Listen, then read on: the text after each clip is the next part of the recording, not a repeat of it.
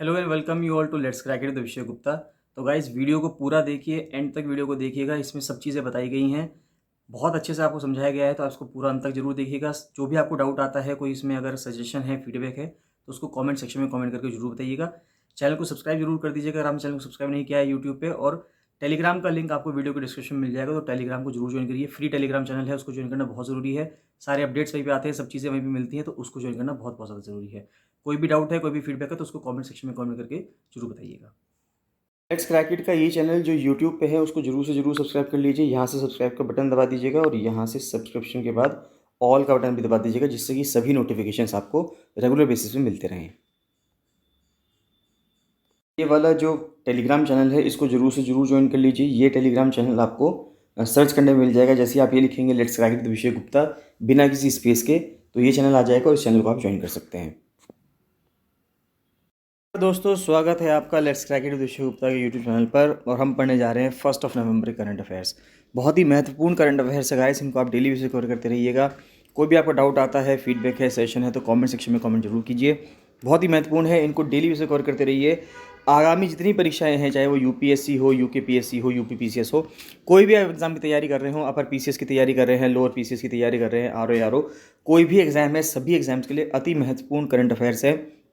इनको आप daily basis पे कवर करते रहिएगा। कोई भी डाउट आता है, कोई भी आपका फीडबैक है, तो उसको सजेशन को जरूर से जरूर कमेंट सेक्शन में कमेंट जरूर करके जरूर बताइएगा। बताना चाहूँगा गाइस कि एफआरओ मेंस के लिए 1 महीने से भी कम समय रह गया है, तो उसकी टेस्ट सीरीज़ इस टाइम पे ज्वाइन करना बहुत बहुत ज़्यादा ज़रूरी है। तो आप एफआरओ मेंस के लिए टेस्ट सीरीज ज्वाइन कर सकते हैं। पटवारी लेखपाल एग्जाम, फॉरेस्ट गार्ड एग्जाम, कनिष्ठ सहायक की वैकेंसी भी निकलने वाली है उत्तराखंड में। तो ग्रुप सी की जितनी भी आगामी परीक्षाएं हैं, उन सब की तैयारी के लिए आप टेस्ट सीरीज ज्वाइन कर सकते हैं। आर सचिवालय का फुल प्रिपरेशन ग्रुप ज्वाइन कर सकते हैं। ये प्राइम बैच चल रहा है, इसको ज्वाइन करना बहुत ज़्यादा ज़रूरी है। इन डेली करंट अफेयर्स के आप पीडीएफ ले सकते हैं, और डेली एमसीक्यू प्रैक्टिस का जो पेड ग्रुप चल रहा है, उसको भी ज्वाइन कर सकते हैं। इन सभी को ज्वाइन करने के लिए आप 7665804421 पर कॉल या मैसेज कर सकते हैं। तो चलिए स्टार्ट करते हैं। सबसे पहले जो न्यूज़ आ रही है, वो आ रही है GS1 से। इंडियन सोसाइटी से न्यूज़ देखें तो महिलाओं की स्थिति के ऊपर न्यूज़ है, वेमेन एम्पावरमेंट के लिए ऊपर भी आप देख सकते हैं। न्यूज़ है role of the women livestock farmer, यानी कि जो महिला पशुपालक है उसकी क्या भूमिका है, उसका अगर हम उसको समझें तो एग्रीकल्चर पॉइंट ऑफ व्यू से भी इंपॉर्टेंट है। GS3 में जो इंडियन इकोनॉमी का हिस्सा है, भारतीय अर्थव्यवस्था का जो हिस्सा है, उसके अंदर जो खेती का हिस्सा आता है, उसके लिए भी महत्वपूर्ण न्यूज़ है।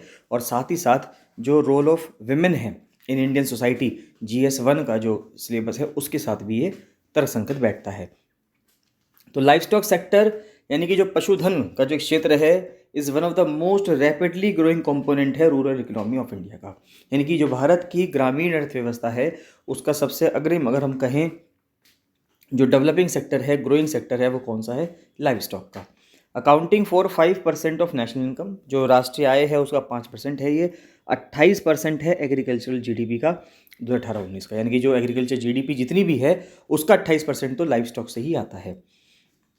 In the last 6 years live stock sector जो है वो 7.9% से लगातार ग्रो हुआ है, while crop farming grow by 2%। यानी कि क्रॉप फार्मिंग तो मात्र 2% बढ़ी है, जबकि लाइव स्टॉक फार्मिंग से लगभग 8% आप कह सकते हैं कि 8% के हिसाब से बढ़ोतरी हुई है। International day of rural women मनाया जाता है 15 अक्टूबर को। मेजॉरिटी ऑफ महिलाएं जो हैं, जो महिला वर्कर्स हैं ग्रामीण क्षेत्रों में, 72% की अगर हम बात करें तो वो एग्रीकल्चरल एक्टिविटीज़ में एंगेज्ड है। However with the exception of participation in dairy cooperatives, specifically in milk marketing, women's role in the livestock economy is not as widely known और डिस्कस। तो जो महिलाओं का जो रोल है लाइफ स्टॉक इकोनॉमी में, वो इतना ज़्यादा ना तो लोगों को पता है और ना ही उसके बारे में कुछ चर्चाएं होती हैं, डिस्कशंस होते हैं। There were 5 million women members, यानी कि 50 लाख 50 मेंबर्स हैं, महिलाएं मेंबर्स हैं। कहाँ पे? डेयरी कोऑपरेटिव्स में 2015-16 में। और 2020-21 में आते आते इनकी संख्या 50 लाख से बढ़कर 54 लाख हो गई है। Women accounted for 31% of all members, जो महिलाएं हैं वो सभी अगर हम देखें तो 31% जो मेंबर्स हैं डेयरी प्रोड्यूसर कोऑपरेटिव्स के। अब जो कोऑपरेटिव्स हैं इसमें जैसे कौन कौन से हैं, जैसे अमूल हो गया, सरस हो गया, अलग अलग जगहों पे जो हर स्टेट में अगर हम देखेंगे तो किसी न किसी एक कोऑपरेटिव का वर्चस्व है। जैसे कि अगर आप राजस्थान में जाएंगे तो वहाँ सरस डेयरी है। अमूल बेसिकली हालांकि ऑल ओवर इंडिया आ चुका है, बाकी गुजरात में उसका काफ़ी ज़्यादा इन्फ्लुएंस है। तो in India the number of women dairy cooperative societies जो है 2012 में 18,954 हुआ करती थी, जिनकी संख्या बढ़कर 32,092 हो गई है 2015-16 में। 12 मिलियन यानी कि 1.2 करोड़ अगर हम देखें तो रूरल विमेन जो हैं वो वर्कर्स हैं लाइव स्टॉक रेजिंग में, यानी कि जो पशुपालन के जो काम कर रही हैं। 1 करोड़ से ऊपर ग्रामीण महिलाएं उसमें व्यस्त हैं। एक एस्टिमेटेड है ये, जो एम्प्लॉयमेंट और अनएम्प्लॉयमेंट सर्वे ने किया था 2011-12 के। नेशनल लाइव स्टॉक पॉलिसी आई थी 2013 में। ये इंपॉर्टेंट चीज़ है कि नेशनल लाइव स्टॉक पॉलिसी कब आई थी, 2013 में आई थी। उसका एम ये था कि हमें लाइव स्टॉक का प्रोडक्शन यानी कि पशुधन का उत्पादन बढ़ाना है, प्रोडक्टिविटी इन सस्टेनेबल मैनर, और इस तरह से करना है कि उनकी जो उत्पादकता है वो सस्टेनेबल मैनर में यानी कि सतत विकास के रूप में बढ़े। Rightly states that around 70% of the labour for the live stock sector comes from women. तो एक गोल क्या है इस पॉलिसी का, जो नेशनल लाइव स्टॉक पॉलिसी है 2013, इसका गोल ये है महिलाओं का सशक्तिकरण, यानी कि एम्पावरमेंट होना चाहिए महिलाओं का। नेशनल लाइव स्टॉक मिशन चलाया गया 2014-15 में, वो इनिशिएट किया गया for the development of the live stock sector, जिससे कि पशुधन का जो क्षेत्र है उसमें बढ़ोतरी हो, उसके लिए एक नेशनल लाइव स्टॉक मिशन चलाया गया 2014-15 में, with a focus on the availability of feed and fodder, providing extension services and improved flow of credit to livestock farmers, यानी कि जिससे कि एक जो उधार अगर चाहिए फार्मर्स को तो उनको उधार बहुत आसानी से मिल जाए। उन सब के लिए नेशनल लाइवलीहुड या नेशनल लाइव स्टॉक मिशन जो चलाया गया 2014-15 का, इसलिए चलाया गया। पॉलिसी जो प्रपोज करती है वो ये करती है कि स्टेट गवर्नमेंट जो है 30% फंड जो है सेंट्रली स्पॉन्सर्ड स्कीम से महिलाओं के लिए आरक्षित रखेंगे। नेक्स्ट आता है GS2 से न्यूज़ आ रही है सबसे पहले कि जस्टिस दिनेश शर्मा जो हैं वो हेड करेंगे UAPA का ट्रिब्यूनल, जो PFI जो है उससे रिलेटेड है, यानी कि PFI पे, पॉपुलर फ्रंट ऑफ इंडिया पे जो बैन लगाया गया है उसके लिए एक UAPA की यानी कि अनलॉफुल एक्टिविटीज़ प्रिवेंशन एक्ट करके जो 1967 में ये एक्ट आया था, इसके तहत जो एक प्राधिकरण बनाया गया है या ट्रिब्यूनल बनाया गया है, तो उस ट्रिब्यूनल को जो हेड करेंगे वो कौन करेंगे, जस्टिस दिनेश शर्मा करेंगे। सीधे सीधे सवाल पूछा जा सकता है आपसे। तो सेंटर ने अपॉइंट किया है जस्टिस दिनेश कुमार शर्मा को, जो कि दिल्ली हाई कोर्ट के हैं, as the presiding officer of the tribunal for the unlawful activities prevention act. बहुत ही कड़ा कानून है ये UAPA एक्ट 1967 का, जिसके तहत बैन लगाया गया है PFI पे और उसके साथ के कर्मचारियों पे या साथ में जो उसमें काम करते थे यानी उसके एसोसिएट्स थे। Once an organization is banned under the provisions of the UAPA, अगर एक बार कोई संगठन बैन कर दिया जाता है UAPA के तहत, तो एक ट्रिब्यूनल लगाई जाती है सरकार के द्वारा जो और उसके अंदर छानबीन करती है और उसमें पूरा का पूरा डिसीजन निकल के आता है। नेक्स्ट आता है फैमिली प्लानिंग, यानी कि परिवार नियोजन के ऊपर बात की जा रही है कि फैमिली प्लानिंग के ऊपर क्या चीज़ें चल रही हैं। तो इंडिया जो है वो सिग्नेटरी है to the program of action of the international conference on population and development 1994। 1994 में एक इंटरनेशनल कॉन्फ्रेंस हुई है पॉपुलेशन पे और डेवलपमेंट पे, तो उसका भारत सिग्नेटरी है। POA जो है यानी कि जो प्रोग्राम ऑफ एक्शन है, ये अपना में एक unequivocally against कोवर्शन in family planning, यानी कि ये साफ साफ ये कहता है कि फैमिली प्लानिंग में कभी भी ज़ोर ज़बरदस्ती नहीं होनी चाहिए। जैसे हमने देखा है 1980 के दशक में अगर हम देखें तो भारत का इतिहास ऐसा रहा है कि वहाँ पे उस टाइम पे सबको पता है और सब इसमें सम्मिलित भी होंगे कि उस टाइम पे बहुत ज़्यादा ज़बरदस्ती की गई लोगों के साथ, जिससे कि नसबंदी करवाई जा सके, यानी कि लोगों को इस तरह से कहा गया है कि आप बच्चे पैदा नहीं करेंगे, यानी कि लोगों को बहुत ज़्यादा कोर्स किया गया, बहुत ज़्यादा उनका उत्पीड़न हुआ उस टाइम पे। तो इस प्रोग्राम ऑफ एक्शन के तहत ये कहना है कि ऐसा लोगों के साथ ज़ोर ज़बरदस्ती नहीं की जाएगी।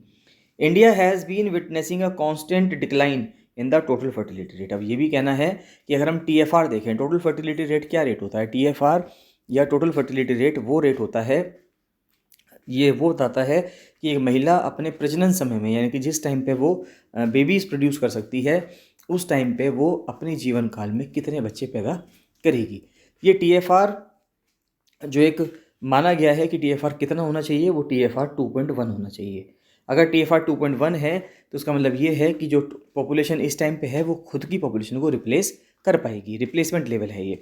इसको इस प्रकार से समझें, अगर एक महिला है तो उसके साथ एक पुरुष होगा, तभी वो बच्चे पैदा कर पाएगी। तो अब ये यानी कि एक पेयर हो गया, तो यानी कि अगर इस तरह से 10 पेयर हो जाएं, यानी कि 20 लोग हो जाएंगे, तो 20 लोगों के अगर 21 बच्चे होंगे तो वो पूरी की पूरी अपनी पॉपुलेशन को रिप्लेस कर देगा। तो इस तरह से कहा जा रहा है कि 20 लोगों के 21 बच्चे होने चाहिए, इसलिए इसको 2.1 कहा गया है। It pointed out that according to census statistics 2001 से 2011 के बीच में देखें तो जो फर्स्ट डेकेड था पिछले 100 सालों में, which has not only added lesser population as compare to the previous one but also registered the sharpest decline in the decadal growth rate. 1991 से 2001 में जो ग्रोथ थी वो 21.54% के हिसाब से पॉपुलेशन बढ़ी, लेकिन 2001 से लेकर 2011 तक के बीच में 17.64% के हिसाब से पॉपुलेशन बढ़ी है। 2021 का जब सेंसस आएगा, सेंसस होगा, उसके बाद फिर उसका रिजल्ट आएगा तो पता चलेगा कि उसका रिजल्ट क्या रहा है। मिनिस्ट्री का कहना यह है कि TFR 3.2 था जिस टाइम पे नेशनल पॉपुलेशन पॉलिसी 2000 आई थी, और अब तक देखें अगर हम सैम्पल रजिस्ट्रेशन सिस्टम 2018 के हिसाब से देखें तो अब वही जो TFR उस टाइम पे 3.2 था अब वो कम होकर 2.2 रह गया है। TFR क्या है ये मैं आपको बता चुका हूँ। TFR एक इंडिकेटर है to estimate the average number of children that a women would have over her child bearing years, यानी जिस दौरान वो बच्चे पाल सकती है, बच्चे पैदा कर सकती है, चाइल्ड बियरिंग ईयर्स हैं, उस दौरान एक महिला कितने एवरेज नंबर ऑफ बच्चे पैदा करती है उसी को TFR कहा जाता है। तो ये 2.1 है। अब एक महिला से अगर आप उम्मीद करेंगे कि वो 2.1 बच्चा पैदा करेगी, वो तो नहीं होगा। इसलिए मैंने आपको 2.1 का कॉन्सेप्ट समझाया है कि 2.1 का मतलब ये है कि 20 लोग मिलके 21 बच्चे पैदा करें। नेक्स्ट आता है कफ सिरप्स जो एक्सपोर्ट किए गए थे गाम्बिया में, तो वहाँ पर प्रोब चल रही है उस पर कि गाम्बिया में वो कफ सिरप पीकर बच्चों की डेथ हो गई है। तो गाम्बिया की लोकेशन क्या है, गाम्बिया किन किन कंट्रीज़ को टच करता है, गाम्बिया की राजधानी क्या है, ये सब जानना हमारे लिए बहुत महत्वपूर्ण हो जाता है। क्या गाम्बिया एक लैंडलॉक्ड कंट्री है या ये किसी समुद्र को टच करता है, और अगर समुद्र को टच करता है तो वो समुद्र कौन सा है। तो ये सब जानना बहुत ज़रूरी है, क्योंकि गाम्बिया अगर न्यूज़ में है तो गाम्बिया से रिलेटेड सवाल भी UPSC हो, चाहे UP PCS हो, चाहे उत्तराखंड PCS हो, कोई भी PCS की आप तैयारी कर रहे हैं या UPSC की तैयारी कर रहे हैं वो आपसे पूछ सकते हैं। तो आफ्टर ए प्रिलिमिनरी इंक्वायरी अगर हम देखें तो जो CDS को है, central drugs control standard organization, उन्होंने ये पाया कि 4 कफ सिरप्स जो मेडन फार्मास्यूटिकल्स ने बनाए थे वो ही कारण बने हैं गाम्बिया में जो बच्चों की डेथ हुई है, were exported only to the west African nation, और ये सिर्फ सिर्फ और सिर्फ गाम्बिया में ही भेजा गया था। इंडिया के जो एपेक्स ड्रग रेगुलेटर हैं CDS को, उसने हरियाणा में जो बेस्ड ये मेडन फार्मास्यूटिकल लिमिटेड है इसको बैन कर दिया है, कि इसको बार कर दिया गया है कि अब ये आगे दवाई नहीं बना पाएगी।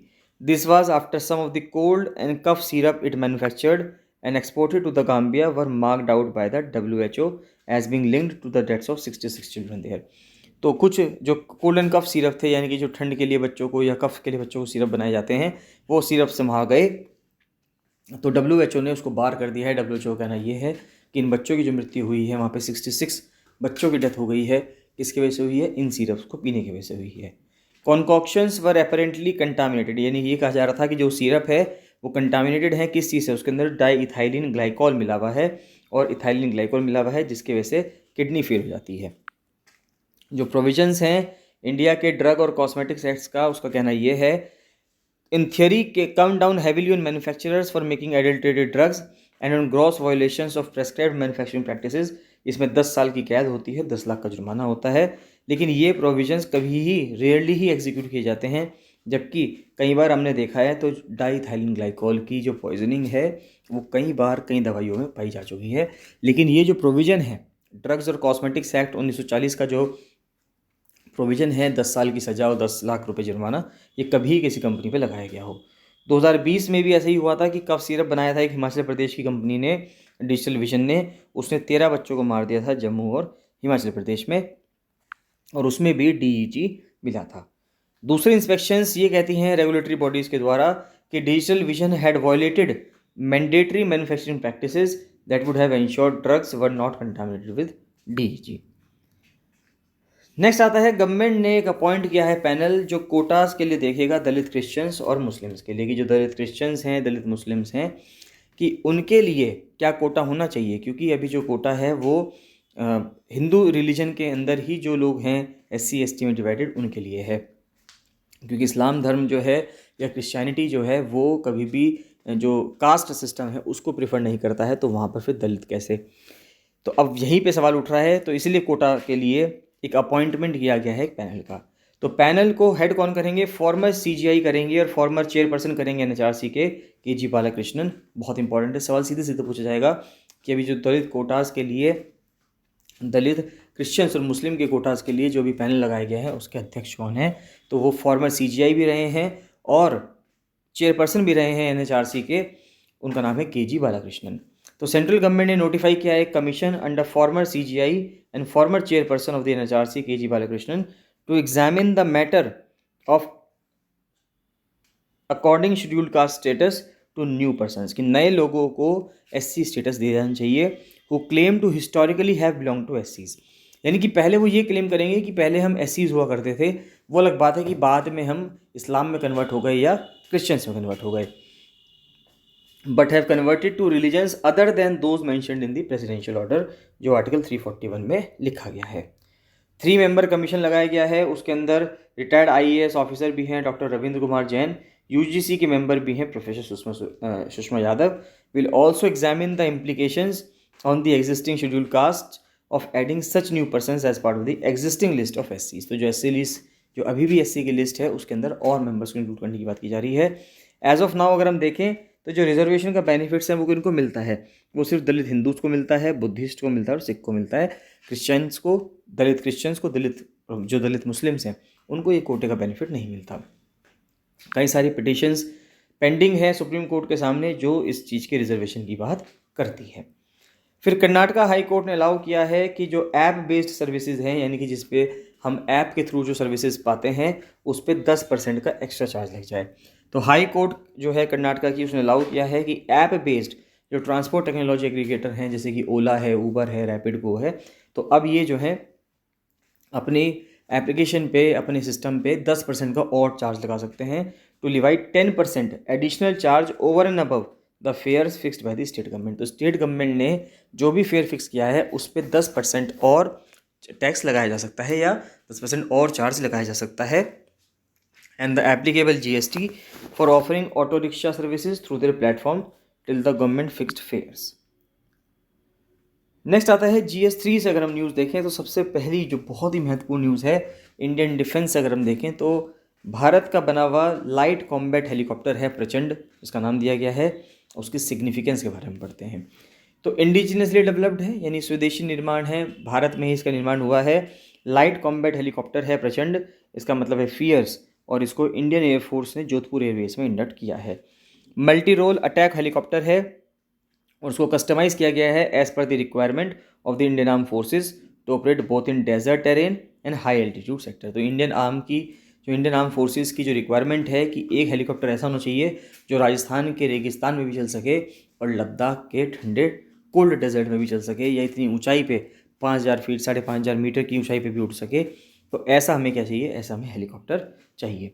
तो LCH अपने आप में एकमात्र अटैक हेलीकॉप्टर है पूरी दुनिया में जो लैंड भी कर सकता है और टेक ऑफ भी कर सकता है 5000 मीटर की ऊंचाई पे।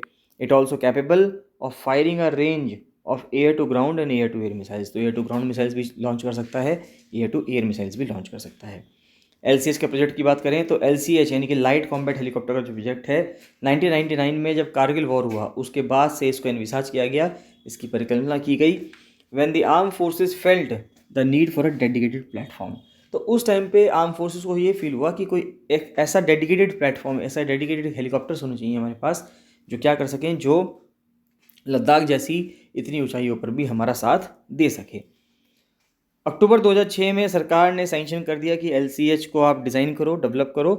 इंडियन आर्म ने ज्वाइन किया प्रोग्राम को दिसंबर 2013 में इंडियन आर्मी ने, और हिंदुस्तान एरोनॉटिकल लिमिटेड यानी कि HAL ने 4 LCH के प्रोटोटाइप बनाए, उनको फ्लाइट टेस्ट करवाया with over 1600 total flights logging 1239 flight hours. तो 1239 फ्लाइट आवर्स तक वो उड़े हैं। उसके बाद अब देखा, अब इसका प्रोडक्शन हो गया है और उसको इंडक्ट भी कर दिया गया है। तो LCH के फीचर्स क्या है अगर हम देखें तो ट्विन यानी कि 2 इंजन है इसमें। पहली बात तो कौन सा इंजन है, शक्ति इंजन है। ये कोलैबोरेटिव एफर्ट है, ये इंजन बनाए गए हैं HAL के द्वारा और फ्रांस की जो साफरान कंपनी है उसके द्वारा। LCH अपने आप में एक 5.8 टन का है क्लास कॉम्बैट हेलीकॉप्टर है जिसकी पोटेंट ग्राउंड अटैक है और एरियल कॉम्बैट कंपैटिबिलिटी है। हेलीकॉप्टर जो है मैक्सिमम स्पीड उड़ सकता है 288 किलोमीटर पर आवर की, और कॉम्बैट रेडियस है इसका 500 किलोमीटर। उसके बाद 21,000 फीट तक जा सकता है। Making ideal to operate in Siachen. Siachen में उड़ने के लिए भी ये बहुत ज़्यादा पर्याप्त हेलीकॉप्टर है। It incorporates several stealth features, यानी कुछ ऐसी फीचर्स भी हैं इसके अंदर, जैसे कि रेडार नहीं आता इसमें। रेडार अगर कोई है तो रेडार से काम नहीं चलेगा इसके ऊपर। इंफ्रारेड से जो इंफ्रारेड सिग्नेचर्स हैं, क्रैश वर्दी फीचर्स हैं कि मान लेते अगर हेलीकॉप्टर क्रैश हो जाता है तो सर्वाइवेबिलिटी इम्प्रूव्ड है, यानी कि लोगों की बचने की जो संभावनाएं हैं अधिक से अधिक हैं। आर्मर्ड प्रोटेक्शन सिस्टम है और नाइट अटैक कैपेबिलिटी है, यानी कि रात में भी अटैक करने की क्षमता है। Light combat helicopters can be deployed to assume air defence, anti tank role in high altitude, counter insurgency, search और रेस्क्यू ऑपरेशन, कई सारी चीज़ों के लिए इसका इस्तेमाल किया जा सकता है। और इसको कॉम्बैट सर्च रेस्क्यू ऑपरेशंस के लिए यूज़ किया जा सकता है। बंकर को तोड़ने के लिए, बंकर बस्टिंग ऑपरेशंस के लिए इस्तेमाल किया जा सकता है। काउंटर इंसर्जेंसी ऑपरेशंस के लिए जंगलों में, शहरी क्षेत्रों में और ग्राउंड फोर्सेस को सपोर्ट देने के लिए भी इसका इस्तेमाल किया जा सकता है। नेक्स्ट आता है व्योम मित्र की। अगर हम बात करें जो इसरो के द्वारा बनाया गया है तो वो पढ़ सकता है, बोल सकता है व्योम मित्र। व्योम मित्र की जो स्किल्स है, get a lift off with digital grey matter. तो व्योम मित्र क्या है? एक ह्यूमनॉइड रोबोट है ये, जिसको डिज़ाइन किया है इसरो ने to fly aboard unmanned test mission. अब देखिए, जो हम गगनयान मिशन को भेजने से पहले, गगनयान मिशन में तो इंसान जाएंगे, 3 इंसानों को भेजना है, 3 ह्यूमंस को हमें भेजना है। उससे पहले हम एक रोबोट भेजेंगे जिससे ये पता कर सकें कि उस रोबोट पे वहाँ जाने पे, बाहर जाने पे क्या असर होगा, क्या हम इतने कैपेबल हो गए हैं कि क्या हम इंसानों को भेज सकते हैं। तो पहले हम रोबोट को भेजेंगे, अगर वहाँ पे सब कुछ सही रहता है तो फिर इंसानों को भेजा जाएगा। इसरो एंड द IISU यानी कि ISRO inertial systems unit were in the news when they unveiled Vyom Mitra, जो कि फीमेल रोबोट एस्ट्रोनॉट है। 2020 में इसको अनवील किया गया था। व्योम मित्र एक हाफ ह्यूमनॉइड है, यानी कि उसके नीचे के पैर नहीं है, लोअर लिम्स नहीं है उसके। फिर development and integration of the robot while the VSSC यानी कि विक्रम साराभाई स्पेस सेंटर जो है थुम्बा में, वो उसकी फिंगर्स को डेवलप कर रहा है। AI enabled robot is designed to fly aboard a rocket, यानी कि जो आर्टिफिशियल इंटेलिजेंस से लैस ये एक रोबोट है, इसको इस तरह से डिज़ाइन किया गया है कि ये रॉकेट में बैठ के ऊपर जा सकता है with standing vibrations and shock during the flight. तो उस फ्लाइट के दौरान जो शॉक लगेंगे, उस टाइम पे जो वाइब्रेशंस होंगी, उसको ये सहन कर सकता है। Vyommitra will fly aboard the first unmanned test flight ahead of the manned Gaganyaan flight expected in 2024। तो पहली जो मैंड गगनयान है, यानी कि इंसानों के द्वारा जो इंसान बैठकर उसके अंदर जैसे जाएगा गगनयान मिशन में, तो वो तो हम उम्मीद करते हैं 2024 में जाएगा, लेकिन उससे पहले 2023 के अंदर ये रोबोट जो है जा सकता है। नेक्स्ट आता है आर्म्ड फोर्सेस वेलफेयर फंड को लॉन्च किया गया है। एक वेबसाइट लॉन्च की गई है जिससे कि डोनेशंस को इकट्ठा किया जा सके। तो डिफेंस मिनिस्टर राजनाथ सिंह जी ने लॉन्च किया है माँ भारती के सपूत website. Arm forces battle casualties, यानी कि जो युद्ध के दौरान जो कैजुअलिटीज़ हो जाती हैं, लोग शहीद हो जाते हैं, welfare fund eight an event at the national war memorial complex Delhi में जो है। तो AFBCWF ये अपना में एक ट्राई सर्विस फंड होगा, यानी कि नेवी, एयरफोर्स, आर्मी तीनों के लिए है, जो कि यूटिलाइज किया जाएगा for grant of immediate financial assistance of ex gratia to the next of kin and dependents on battle casualties. कि जो युद्ध के दौरान जो कैजुअलिटीज़ होती हैं, जिनकी डेथ हो जाती है, उनके परिवारजनों के लिए, नेक्स्ट ऑफ किन के लिए, उनके जो परिवारजन हैं उनकी सहायता करने के लिए ये पैसे प्रोवाइड करेगा। कुछ प्रीलिम्स के लिए फैक्ट्स आते हैं। तो सबसे पहले आता है मास्टर फिल्म मेकर हैं ऋषिकेश मुखर्जी, उनकी बर्थ सेंचुरी सेलिब्रेट की गई 30 सितंबर को। एक पूसा 1509, 1692, 1718 ये क्या चीज़ें हैं? ये चावलों की वैरायटी हैं। और पराम्बिकुलम टाइगर रिजर्व कहाँ पे मिलेगा आपको? ये केरला में मिलेगा। तो इसी के साथ ही करंट अफेयर्स कंप्लीट होते हैं गाइस। इसमें आपको कोई भी डाउट आता है, कोई भी आपका फीडबैक है, सेशन है, तो कमेंट सेक्शन में कमेंट जरूर कीजिए। चलिए बाकी मिलते हैं नेक्स्ट वीडियो में। So thank you and bye bye.